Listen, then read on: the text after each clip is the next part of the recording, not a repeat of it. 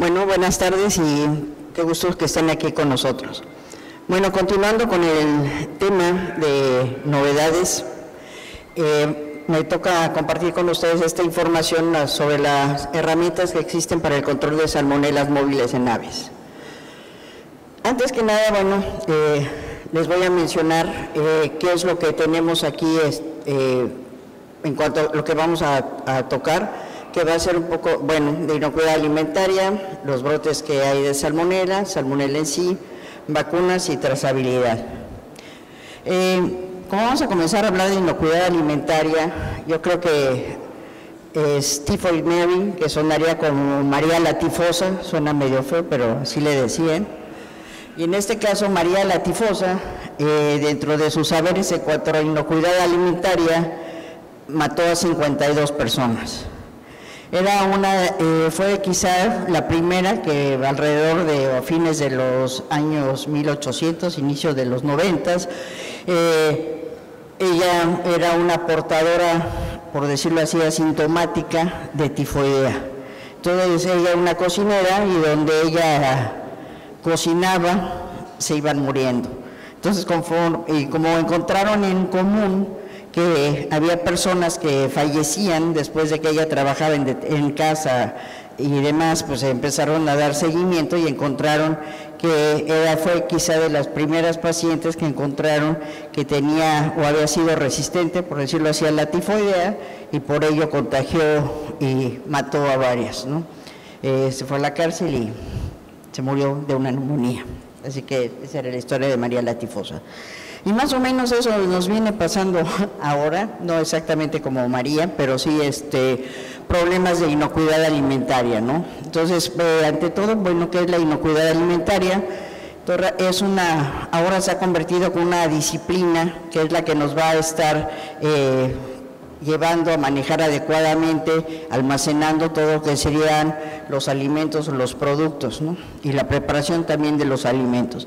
Entonces creo que ha sido un poco renombrado la problemática que se han presentado sobre coli y salmonela en los diferentes lugares, y también podríamos decir que una parte de esta inocuidad alimentaria se ha convertido también en por decirlo así, un punto importante para la comercialización. Entonces es muy importante también que esa inocuidad alimentaria en cuanto a la comercialización se lleve a cabo manejando los productos. Creo que ustedes estarán enterados de la última novedad, incluso ahí se puede meter a la red, están las noticias de inocuidad alimentaria, hay otra que se llama también un boletín de Food Safety, y lo que se reportó de este brote habla de que hubo 22 enfermos, no ha habido muertos, no se reportaron muertos, y se tuvo que retirar un poco más de 200 millones de huevos. Entonces, ¿cuál es el problema aquí? Obviamente, lo que corresponde a la salud pública, yo creo que es también el daño a la imagen del huevo, porque aquí cuando están hablando del huevo, entonces lo que le viene uno a la mente es un problema en el huevo que le produjo quizá la gallina, quizá estuvo sucia, entonces empieza aquí en la mente a trabajar qué es lo que pasa y el huevo queda en una mala posición. Cuando acabamos de leer y cuando se mete uno en todo el resto de la información, empezamos a ver que dice eggshell, que quiere decir cascarón. Nunca están hablando, pero como dicen huevo, entonces ya está uno pensando que abrieron el huevo, se lo comieron y les hizo daño. Y realmente fue una contaminación. ¿Por qué? Porque pudo haber sido porque se lavó el cascarón, se contaminó con el manejo, con el distinto manejo pudo haber sido de un reempaque, de quien sea. Alguien como María la tifosa, nada más que ahora tenía Salmonella Branderup, ¿no? Algo similar. Pero el que quedó mal parado es el huevo. Realmente hubo otro en el 2010 que fueron retirados 550 millones, entonces ahí sí una problemática donde realmente metieron a la cárcel, tuvieron una multa de 7 millones de dólares, y ahí acabó la historia del señor de Koster y sus granjas en Iowa y en Maine, ¿no? Entonces así estuvo el asunto. Entonces, ¿qué es lo que pasa? Volvemos, ¿no? Cuando dicen haya un problema de salmonela, entonces inmediatamente ya tenemos una cosa que es importante, que pensamos y también se considera muchas veces estas E. coli, salmonela y otras bacterias y un virus como un problema de salud pública relacionado con muertes que se han presentado en diferentes países. Y también se vuelve también, y lo han hablado muchas veces, como un arma biológica. Entonces es una de las problemáticas. Entonces, ¿qué es lo que sucede? Bueno, se presenta un problema con el huevo, luego el huevo puede pasar a la parte realmente como tal, afectando a la salud pública y comienza con un problema de diarrea. Curiosamente tuve la oportunidad la semana pasada de estar en un seminario en Chiapas donde compartí con varios ponentes, pero ellos estaban enfocados a salud pública. Y justo antes de mi presentación tocó que hablara una persona que está en salud pública y estaba hablando de salmonela. Pero cuando habló de salmonela nunca habló como tal de cuáles son las salmonelas que están afectando en salud pública. Simplemente pasó una información de las principales causas mortalidades que había en la zona y lo que encuentra es que el año pasado tenía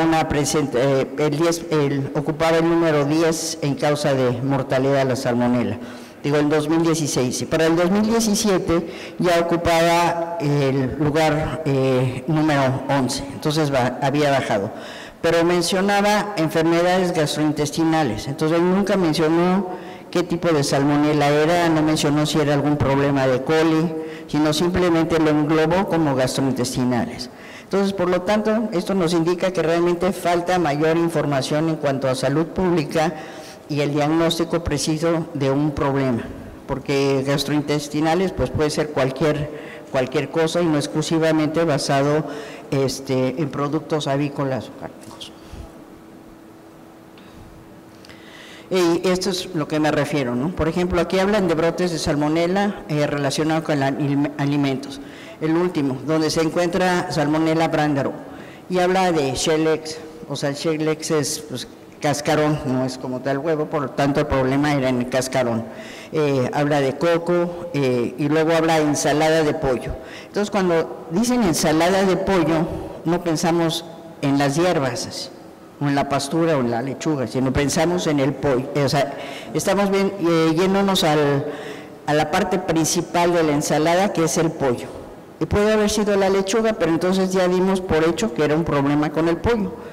Luego Kraton, que eso es esta hojita que se parece a la del café y también tiene cierta estimulación, ¿no? Y la utilizan mucho en la parte de Asia. Luego también hay brotes, que es lo que encontraron una salmonela monofásica, en la de las hierbitas salmonela monofásica, aquí en los brotes salmonela Montevideo y en la de coco también otra monofásica y Newport. Entonces es increíble que a veces en algunos lugares pues sí saquen toda la historia de la salmonela en casos de, sobre todo relacionado a todo lo que sería consumo de alimentos, ¿no? Yo creo que aquí todavía nos falta una gran parte de ese diagnóstico y curiosamente tenemos mucho más diagnóstico en la parte de, ahora sí que en la parte animal. Otro punto que es interesante cuando hablan de la problemática y presentación de problemas de origen alimentario, entonces dicen que el problema más grande está en la parte del pollo y del huevo. Y bueno, claro que sí, porque si lo trasladamos esa información a lo que es nuestra avicultura, la razón podría ser porque consumimos estos son resultados del 2016, donde realmente nosotros estamos consumiendo de todo lo que sería la producción pecuaria, un 34.3% de pollo y 29.4%, lo que hace un total de 63, o sea, casi 64%. Entonces, obviamente, si hay mayor consumo de pollo, pues pueden presentarse mayores desafíos. Eso sería traspoblando esa información que nos dan. Entonces, ¿qué es lo que generalmente relacionamos cuando hay un problema de inocuidad alimentaria, un problema gastrointestinal? inmediatamente decimos, ay, ya le dio salmonela, ¿no? Entonces, ¿cómo lo relacionamos? Y aquí ahí lo dicen, ¿no? Con problemas, diarrea, daño, peligro, etcétera. Pero pues hay que conocer qué es salmonela. Salmonela está aquí presente casi desde 1800 y tantos, a finales de 1800, y hemos aprendido o no aprendido a vivir con ella. Entonces, esta sería todo lo que corresponde a la familia entérica, y esta sería la parte de Bongori. Entonces, ¿cómo vamos a poder dar una protección principalmente contra las salmonelas móviles? O sea, ¿por qué móviles? Ahorita vamos a ver. ¿Por qué? Cuando hablamos de un grupo 1 podemos encontrar ya TIFI y paraTIFI. Entonces, de ahí que nos hemos acostumbrado a oír de problemas gastrointestinales. Ellos están adaptadas principalmente al humano, entonces es lo que considerarían un problema de diarrea. Luego, en el caso del grupo 2, es donde vamos a encontrar, por ejemplo, cólera suis, y ya con el apellido suis ya sabemos que pertenece al cerdo. Y luego en lo que nos ha afectado a nosotros, inclusive ya saben, aquí tuvimos una campaña para lo que sería erradicación de Salmonella gallinarum y pulorum. Dentro de todo hace mucho fue cuando vi una pulorum, cuando comencé en la parte avícola. De ahí no he encontrado alguna otra. Y en el caso de gallinarum, pues está erradicada, pero a veces hay mala praxis y de repente vamos a encontrar vacunas que son autógenas y no están bien inactivadas, o la salmonela, porque siendo una bacteria necesita otro tipo de inactivación de las vacunas, y al no estar bien controlada e inactivada, pues lo que va a provocar es un brote como tal. Entonces eso es muy peligroso y no es obviamente recomendable. Y en el caso del grupo 3, vamos a incluir a la mayoría de los serotipos que afectan al hombre y a los animales. Entonces, estos se denominan salmonelas zoonóticas. Y yo consideraría aquí, en el caso de Salmonella enteritidis, un problema que el hombre le ha llevado principalmente a las aves, ¿no? Entonces sería una antropozoonosis. Entonces, ¿qué hacemos, no? Porque realmente, conforme ha pasado el tiempo, en mi época, iniciando, llegaba uno y se sentía muy contento porque tenía una placa de vidrio que tenía sus rayado con un plumón que en ese tiempo que fuera indeleble era lo máximo. Se hacían los cuadros, llegábamos, tomábamos sangre con el reactivo que se vendía y empezábamos a hacer las aglutinaciones en la granja. Entonces, después de la granja ya, y de ese tipo de aglutinación rápida en placa, pues ya me empezaron a venir nuevas técnicas, ¿no? Se ha venido a tanto que incluso se llega hasta la ribotipificación, ¿no? Y eso también me enseñó aquí la doctora Cecilia. Pero también enseñó que ahora sí que todo lo que sería, o el diagnóstico oro, por decirlo así, sería el aislamiento de las colonias y ya posteriormente la identificación. Entonces, aquí a veces siempre nos preguntamos por qué tenemos que monitorear, ¿no? A veces no queremos hacerlo porque no queremos saber qué tenemos. Entonces, es una de las razones. Entonces, en el caso, sabemos nosotros recibimos progenitoras o recibimos reproductoras o recibimos huevo fértil, ¿no? Dependiendo la estación, la ocasión y el problema. Entonces ahí tenemos que hacer una revisión para que la salmonela no se establezca en nuestra granja o en la zona. Entonces eso es importante. La otra es para cumplir con las normas o los programas de control, ahora sí que en cada país. Nosotros en un tiempo se estuvieron elaborando todos estos panfletos, resúmenes, cuadernos de buenas prácticas de producción. Entonces, eso es importante también para poderlo incluir en nuestro programa de control de salmonela o de reducción de salmonela, porque no la vamos a poder erradicar, porque cuando ustedes leen todo lo de salmonela, sabemos que se encuentra ahora sí que en el agua, en la tierra, con los vientos, entonces es imposible, y también con transporte de otros vectores.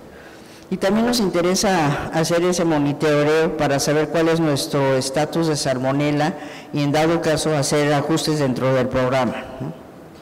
La otra, y eso es muy importante, va a ser para asegurarnos de la calidad del producto y para reducir riesgos dentro de lo que sería trazabilidad.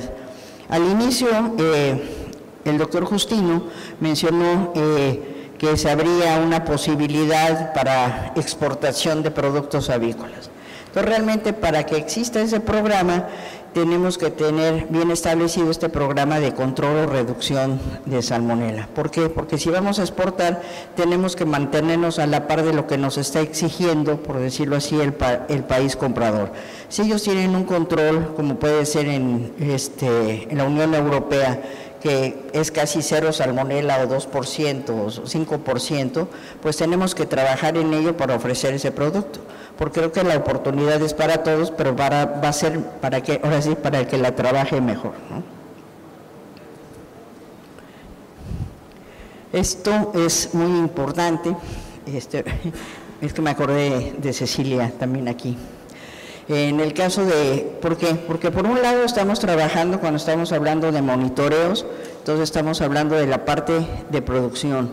Luego tenemos también otros riesgos para salmonela, que es el medio ambiente. Dentro de las pláticas que se presentaron hace 2 años o 1 año, el doctor Osuna comentó algo muy importante, ¿no? Que muchas veces todo lo que corresponde a los lodos, a los sedimentos, que es en el tratamiento de las aguas, con ello se fertiliza el campo. Entonces, en esta fertilización del campo, esos lodos son los residuos de todas las aguas negras de diferentes ciudades. Entonces, ¿qué es lo que sucede con los granos, ya sea de sorgo, de maíz y demás? Si no se hace un tratamiento adecuado para el alimento, pues el alimento va a contener salmonela y va a ir igual afectando a las aves. Y la otra es salud pública. Entonces, ¿qué es lo que pasa? Bueno, creo que ya los conocemos todos, ¿no? ¿Qué sucede ahí en el transporte del pollo?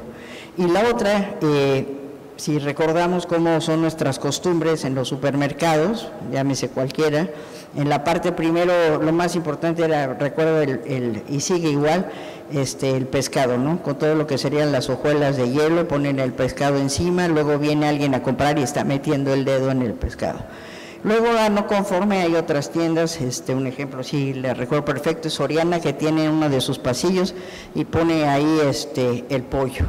Entonces pone el pollo y pone unas pinzas. Nadie utiliza las pinzas, todo el mundo agarra ya sea el muslo, agarra el pollo, lo deja, y una vez citando a la doctora, dijo, no quiero saber dónde tenían las manos antes, ¿no? Entonces, ese es un problema de salud pública también. Y aquí lo importante, y esa es la trazabilidad. ¿Por qué? Porque si yo estoy aquí trabajando con unas buenas prácticas de producción, sé exactamente qué es lo que tienen mis aves, las monitoreé, qué sucedió y cuál es mi estatus sanitario. En el caso igual del medio ambiente, qué es lo que está sucediendo, qué es este alimento, a dónde va a ir, qué tratamiento le estoy dando. Y en cuanto a salud pública, pues tengo que estar seguro de dónde viene esto, por qué lo están haciendo, o en algún caso alguna autoridad debe en algún momento controlar este desafío. Entonces, tenemos aquí una intersección, entonces no podemos estar también trabajando en una manera aislada, ¿no? Realmente tenemos que trabajar en conjunto de esta manera para tener realmente una buena inocuidad alimentaria y sobre todo tener en mente, por decirlo así, mantener en alto lo que serían nuestros productos, que sería el huevo y el pollo. Entonces, una de las maneras, enfocándonos a la parte de producción, tenemos que se utilizan las vacunas para el control de diferentes enfermedades y en este caso, para lo que corresponde de salmonela, que es muy importante cuando se trata de exportación o simplemente de venta o de trazabilidad, pues es importante saber que forma parte de un programa de reducción de salmonela y es como un seguro para lo que sería el productor de huevo o de pollo, entonces en el dado caso de esa trazabilidad. Entonces, curiosamente ahí en la página de la WHO de OMS está habla de lo que serían los conceptos básicos de seguridad y las vacunas, ¿no? Entonces, como lo define la OMS, es de esta manera: es una preparación de microorganismos, ya sea vivos o muertos inactivados, que van a generar una respuesta inmune ante una determinada enfermedad. O sea, así tal cual lo dice la OMS. Así lo puse para que no hubiera, se pueden meter a la página, incluso hay un curso que es para que lo realicen, sepan qué es una vacuna, cómo son las vacunas. Y también habla de diferentes conceptos: cuál es una vacuna inactivada, cuál es una vacuna activa. Pero a lo que a nosotros nos interesa es qué es una vacuna subunitaria. Entonces, lo define la OMS como pequeñas porciones de ácido nucleico, ¿no? Genes de un patógeno que van a expresar zonas antigénicas específicas para generar una respuesta inmune dirigida principalmente, ¿no? Entonces, de esta manera se controla la colonización y replican, y esta es una cosa muy importante porque son vacunas que son muy seguras, ¿no? Porque en el caso de Salmonella, como les decía, cuando una vacuna de Salmonella gallinarum está, o sea, en una forma de autovacuna, y esta no tiene un control de calidad adecuado, lo que va a suceder, va a haber problemas o brotes de Salmonella. Y eso se ha dado no solo aquí, sino también hace tiempo, sino también en algunas otras partes de Sudamérica. Y realmente en el caso de las vacunas subunitarias no es algo diferente, sino ya tiene tiempo. Hay dos vacunas que son muy importantes, que ha sido la hepatitis B. La hepatitis B, cuando estaba yo buscando esta información, tiene quizá el índice mayor, más alto en cuanto a mortalidad en salud pública, ¿no? Esa es una muestra de una vacuna subunitaria de un virus. Y luego, en el caso tenemos una vacuna que es el neumococo, y esta entra dentro del programa vacunación, en la cartilla de vacunación. Entonces se ponen, bueno, ya no tengo hijos chiquitos, pero como leí eran, creo igual 3 vacunaciones durante la etapa de crecimiento del niño. Y en el caso de cuando se llegaba a presentar desafíos en el adulto, se podían dar 2 vacunas. Entonces, esto es interesante porque es una vacuna que es una combinación de polisacáridos con 23 serotipos de Streptococcus pneumoniae. Estos serían pequeños, como definía la vacuna subunitaria en la OMS, son pequeños ácidos nucleicos, genes, partes que corresponden a ese estreptococo, que estos fueron puestos en el polisacárido, y de esa manera se le da al pequeño. Entonces, obviamente en este caso es oral, porque es una manera para el pequeño de producir esa inmunidad. Entonces aquí es muy interesante, ¿no? Porque como hay en este caso, como puede haber diferentes tipos como en el caso de Salmonella, sabemos que hay más de 2.600 tipos de Salmonella. Entonces no puede haber 2.600 vacunas, ¿no? Porque cada vez que pase una, sale otra, ¿no? Como yo decía, es un poco a veces como un equipo de fútbol, ya está muy quemado uno entre el otro, ¿no? Y así, entonces no puede ser de esa manera esa vacuna, por decirlo así. Entonces, ¿qué hace? Se toman ciertas características similares dentro de toda esa familia y es lo que corresponde, esas subunidades son común para todos, ¿no? Y de ahí es como se va a desarrollar esto. Y ya lo va a hacer un poco más científico doctor Emanuel. En el caso de la industria avícola, una vacuna subunitaria se presenta ahora con una administración oral, que es la manera, por decirlo así, común. ¿Por qué? Porque Salmonella, como ya lo mencionó la doctora Sheryl, pues es una manera por donde entra la Salmonella oral por vía del ojo, la respira, etcétera. Si está en el nido también, entonces eso es muy importante. ¿Y qué es lo que se ha hecho? Se han seleccionado subunidades, que es generar las proteínas encontradas en las salmonelas móviles, que son las más patógenas. Donde esto sería lo importante que es en el caso de la industria avícola. Este es un ejemplo de cómo es el encapsulamiento. Realmente, cómo se lleva a cabo, lo platicaba con la doctora Cheryl, ¿no? Porque yo quería poner algo que fuera más característico, entonces se me ocurrió una manera y también como un cacahuate japonés, ¿no? O sea, saben que el cacahuate está cubierto, no tengo idea de que esté cubierto de cacahuate japonés, pero por dentro se encuentra ese cacahuate. Y en ese cacahuate, hagan de cuenta que están insertados todas esas partículas que son similares para el resto de las salmonelas. Entonces, se lo toma el ave, entonces lo va a proteger por todo lo que es el tracto digestivo, por los diferentes tipos de ácido que tiene el ave, y llega al aparato digestivo. Entonces, ¿qué es lo que sucede? Ahí ya se va a comenzar a generar esa inmunidad, que lo que nos interesa es en la parte digestiva, que es donde se va a instalar este agresor. Es una manera quizá un poco burda de poder expresar, pero es por decirlo, es una manera que es la razón que decimos, tenemos al vector, se va a encapsular y se va a administrar de manera oral. Entonces sabemos que de esa manera lo va a tomar el ave y no inmediatamente que lo tome se va a deshacer, sino va a tomar el tiempo hasta que llegue al aparato digestivo, lo tomen y ya se lo presenten y se comience a generar esa inmunidad de tipo local. ¿Cuál es la ventaja? Bueno, existen muchas ventajas. En primera, quizás sería el manejo de las aves, ¿no?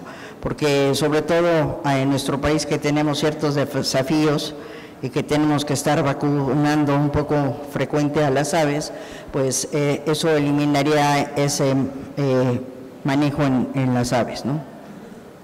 Otro punto, y ese es muy importante, es reducir la colonización y por lo tanto la eliminación de la salmonela. ¿Por qué? Porque necesitamos algo que poco a poco, así como en ocasiones hablábamos de sembrar un virus para poder eliminar al virus de campo, ahora aquí es al revés. Vamos a estar disminuyendo la excreción de salmonela para reducir lo más que se pueda esa salmonela. Como les digo, en el caso del pollo o en el caso del huevo, nosotros tenemos tenemos un grado de contaminación de un 10% de salmonela, quizá al otro lote vamos a encontrar un 7, un 6, y para el otro lote vamos a encontrar un 5, un 3, y eso considero que sería 2 sería lo increíble, ¿no? Pero a veces es muy complicado llegar a eso porque tenemos diferentes desafíos, diferentes zonas de producción, diferentes tipos de alojamiento. La otra, como les decía, es compatible con un programa de reducción de salmonela, y ya les mencioné, también se reduce la carga, y también, como es importante, es como un seguro, reducir el riesgo a la cadena de productos, tanto del huevo como en la planta de proceso. Yo tengo gallina, produzco huevo, vendo huevo, entonces le enseño mi programa, yo estoy segura que tengo ese programa, llevo a cabo un monitoreo, entonces para los programas que me vayan a hacer de trazabilidad no voy a tener mayor problema porque sé lo que estoy haciendo. Entonces así es como una estafeta, yo te la paso, está limpio hasta acá, ya esa es tu responsabilidad, que eso se trata esto. Y lo que nos interesa no es proveer un alimento de calidad con la finalidad de disminuir el riesgo en la salud pública.